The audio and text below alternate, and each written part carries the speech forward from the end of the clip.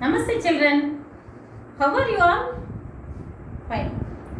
In previous class, we have discussed about SI unit, fundamental quantities and derived quantities. What is meant by SI unit? That means Standard International Unit. Nowadays, we are using SI unit only for all the measurement. In today's class, I am going to explain about how to measure the length of the straight line and curved line. To find out the length of the straight line, we are using meter scale. All of you are using your meter scale for all the activities. In meter scale, the readings are marked in centimeter. 1 centimeter is equal to 10 millimeter. 1 centimeter is equal to 10 millimeter. 1 meter equal to 100 centimeter. 1 kilometer equal to 1000 meter. If you want to find the length of the straight line, keep the scale on the straight line.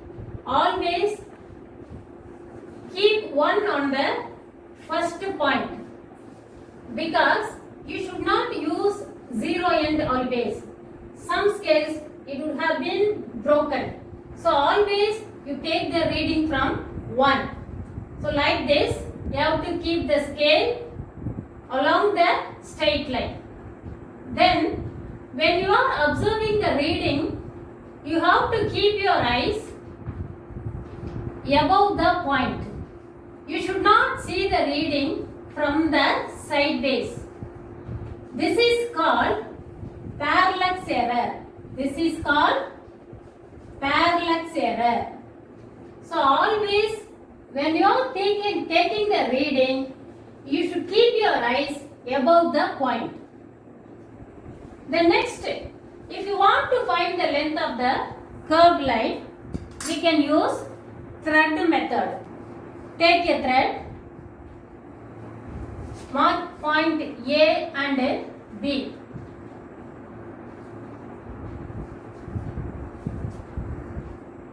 Keep one ink mark from any one end of the thread. Keep the mark at the point A. You have to bring the thread along the line till it reaches the point B.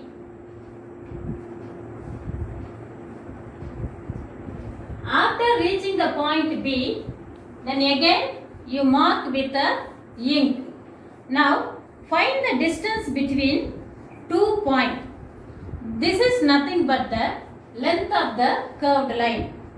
If the length is more, we can use measuring tape.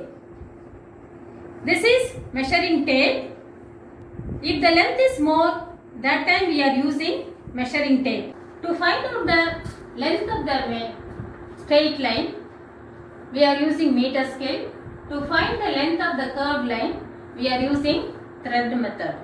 Here 1 centimeter equal to 10 meter, 1 meter equal to 100 centimeter, 1 kilometer equal to 1000 meter.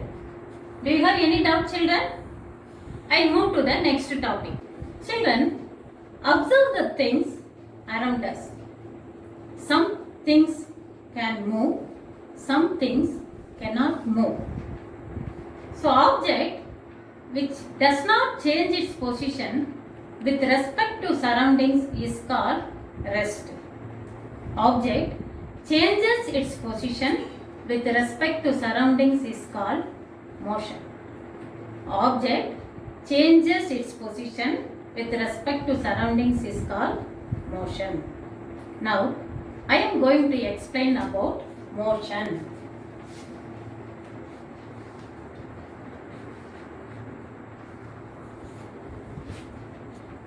Motion is nothing but all the moving object. Human beings are moving, vehicles are moving on the road. So all the moving things are examples for motion. That motion will not be same in all the places. It will change from place to place, things to things. Now, I am going to explain about the types of motion. There are 6 types of motion. They are random motion, rotational motion, rectilinear motion, curvilinear motion, circular motion, oscillatory or periodic motion. Rectilinear motion means motion in a straight line. Example, car moving on a straight road. Next one, curvilinear motion. Motion in a curved path is curvilinear motion. Example, car moving on curved road.